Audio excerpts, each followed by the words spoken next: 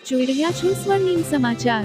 છોટાઉદેપુર ખાતે યોજાયેલ જિલ્લા કક્ષાની ભવ્ય તિરંગા યાત્રામાં જિલ્લા પંચાયત પ્રમુખ, જિલ્લા કલેક્ટર સહિતના મહાનુભાવો જોડાયા।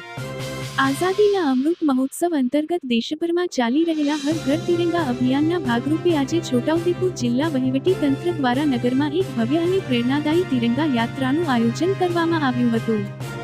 જિલ્લા સેવા સદનની સામે તિરંગા યાત્રાનું પ્રસ્થાન પહેલા વિવિધ શાળાના બાળકો દ્વારા દેશભક્તિના ગીતો રજૂ કરવામાં આવ્યા હતા અને રાષ્ટ્રગીત બાદ જિલ્લા પંચાયત પ્રમુખ ઉપેન્દ્રભાઈ રાઠવા, જિલ્લા કલેક્ટર છોટાઉદેપુર માર્ગી જૈન, જિલ્લા પોલીસ અધિક્ષક ઇમ્તિયાઝ શેખ, જિલ્લા વિકાસ અધિકારી સચિન કુમાર સહિતના અધિકારીઓ દ્વારા લીલી ઝંડી બતાવી તિરંગા યાત્રાનું પ્રસ્થાન કરવામાં આવ્યું હતું।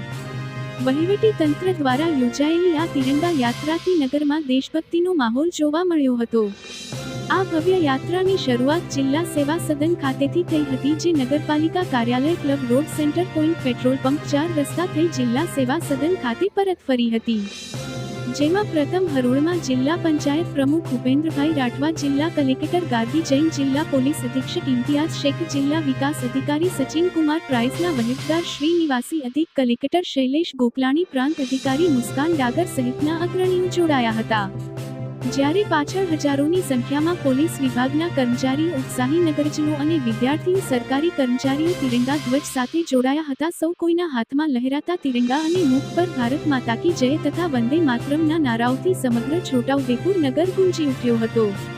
નાના ભૂલકાઓથી લઈને વડીલો સુધી આ રાષ્ટ્રીય પર્વની ઉજવણીમાં ભાગ લીધો હતો। છોટાઉદેપુર નગરમાં તિરંગા યાત્રાએ નાગરિકોમાં દેશપ્રેમની ભાવનાને વધુ દ્રઢ કરી હતી અને સર્વે પોતાના ઘર ઉપર તિરંગો ફરકાવવા માટેનો સંકલ્પ દોહરાવ્યો હતો। ઝફર મકરાણી, છોટાઉદેપુર।